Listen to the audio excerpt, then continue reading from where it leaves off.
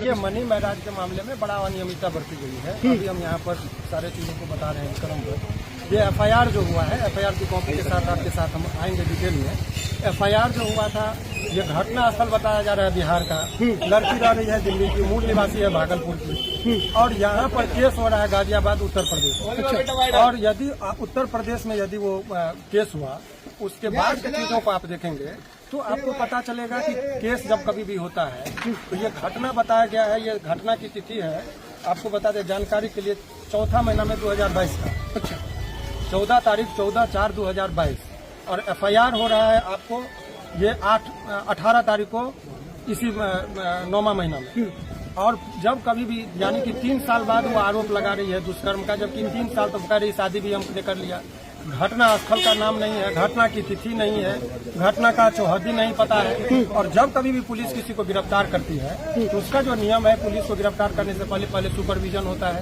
चूंकि लंबे अवधि की बात है, इसीलिए कॉग्निजेबल ऑफेंस से गिरफ्तार करने की शक्ति है। लेकिन अदर स्टेट से जब यहाँ पर आएंगे तो अदर स्टेट से आने के लिए उसको पहले सुपरविजन होता है वरीय पदाधिकारी के अनुशंसा पर। जब लगता है कि मामले में तथ्य और इमीडिएटली गिरफ्तारी जरूरी है, तब गिरफ्तार करके लेके जाता है।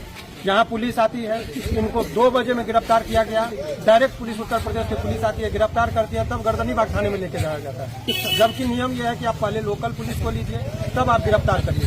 उसके बाद होता है कि उनके परिजन जो होते हैं, उनके परिजन को सूचना दी जाती है। यहाँ परिजन को सूचना नहीं दी गई थी, तो अभी चूंकि बंदी था तो जज साहब के आवास पर ही जो ट्रांजिट रिमांड होता है कि यदि 30 किलोमीटर से अधिक की यात्रा करानी पड़ती है यदि, तो उसके लिए नियम यह है कि आपको एक इजाजत लेना पड़ता है कोर्ट से। तो ये ट्रांजिट रिमांड जो है, चूंकि रात का वक्त था, गिरफ्तारी हो गई थी, उसको उत्तर प्रदेश लेके जा रहा था, तो हमने जज साहब के सामने सारी बातों को रख दिया कि उसके जान को खतरा है, ये लोग जान से मारने की साजिश भी हो सकती है।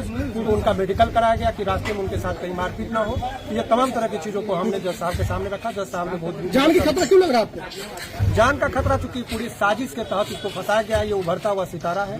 अभी बहुत दिनों से वो बहुत सारे इंडस्ट्री में बहुत सारे को पीछा करते हुए आगे बढ़ा। 500 मिलियन यदि लोग उसको नहीं, एक में 500 मिलियन लोग जो देखा है, हमने जो देखा है, तो 50 करोड़ लोग जिसको जानने वाले लोग हों, उसके पीछे बहुत सारे लोग जब कोई आगे बढ़ता है तो शत्रु भी होते हैं। ये सब तमाम तरह की चीज था। अभी FIR के साथ अभी हमारे चैम्बर में चलेंगे, FIR की कॉपी है, विधिवत बताएंगे कि कितना। अभी आप लोग को क्या कर रहे हैं? अभी तो बेल होना है। देखिए, आपको बता रहे ज्यादा दिनों तक कोई ऐसी विवाद नहीं है, झूठा केस है। देर के लिए गिरफ्तारी हुई है, लेकिन बहुत जल्दी वो सलाखों के बाहर होंगे, इसमें उतना टाइम नहीं लगेगा।